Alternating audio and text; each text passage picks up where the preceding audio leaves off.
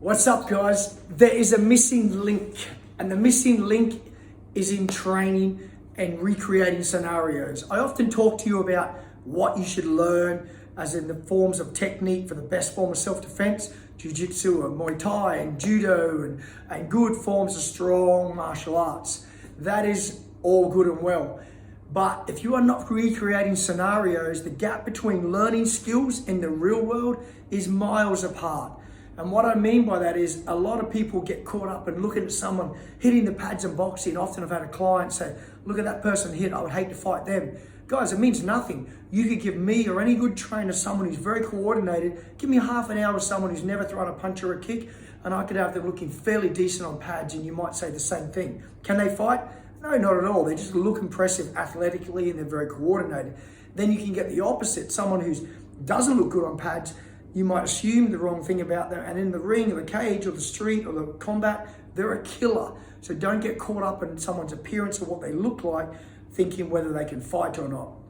It is vital that you recreate scenarios. When I was a young man, 16, I got my black belt. I wasn't cocky, but I got an altercation in the street and I shut down. I didn't get hurt, but I just didn't do anything because I froze. I hadn't recreated scenarios enough. So I took this as a sensei, teaching martial arts to my students when I was older, never to have that happen to them. So we recreate a lot of scenarios, whether it be what a child gets in with stranger danger and someone trying to grab them, or an adult in a toilet block, at a nightclub, walking to the car in a car park in the dark, whatever it is, recreate it.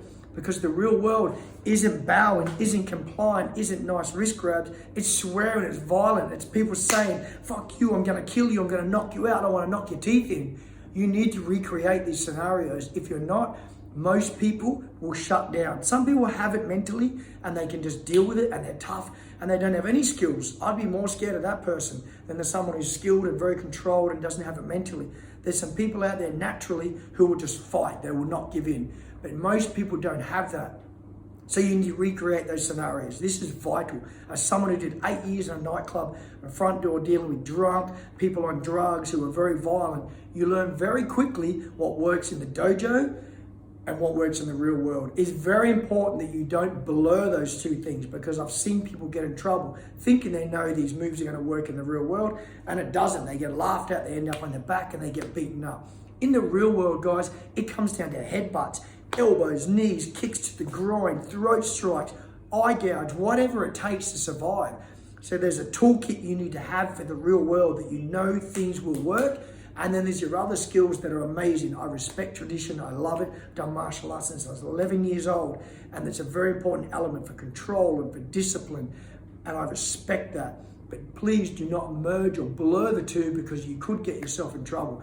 So students out there who aren't doing this, you need to be asking your trainer to recreate this. And instructors out there who aren't, I'd love to see you add it into your training. Add more scenario training. Pick a scenario a week, recreate it. But add the violence, add the swearing, add the yelling, and the pushing and the shoving. Not nice grabbing. Pulling, grabbing throats, making people uncomfortable. The first few times you'll see people get grabbed in the throat and they actually freeze and shut down. But after a while, they get somewhat comfortable, realize it's not that bad. And then if it happens in a real situation, they have a lot better chance. It is a duty of ours as trainers to be doing this. If you're not, I believe you're being negligent. You could give your students a false confidence, thinking they know how to defend themselves when they don't. Jiu-jitsu is amazing.